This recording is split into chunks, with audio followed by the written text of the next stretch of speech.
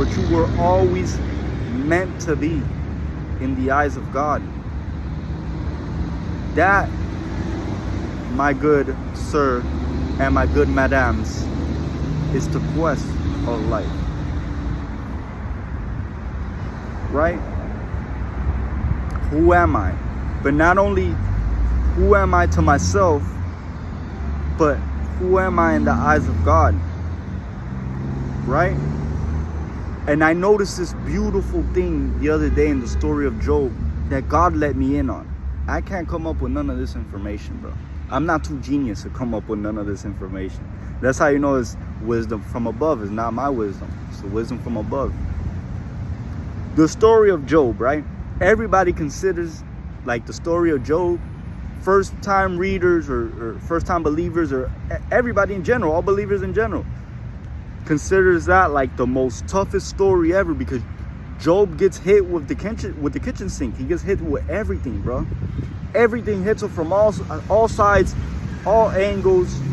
People even think that God is against Job because he allows the devil to have a hand in his life.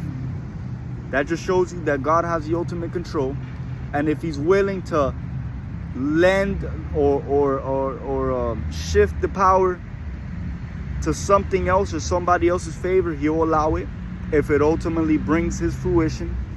But people don't notice that in the first verses, God says the most beautifulest thing that he could ever say to any of us, ever. That he could ever say about you, about me, or about anybody. What does he say? He says, he gloats. He shows Job off to not only the devil, the accuser,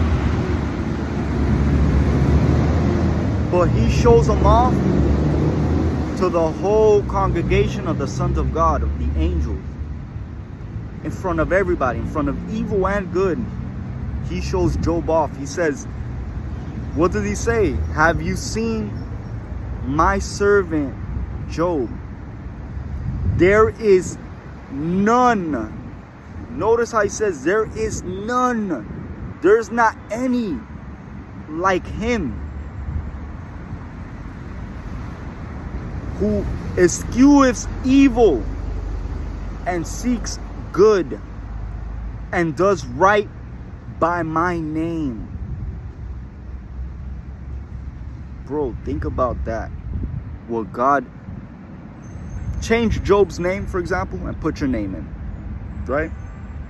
I'll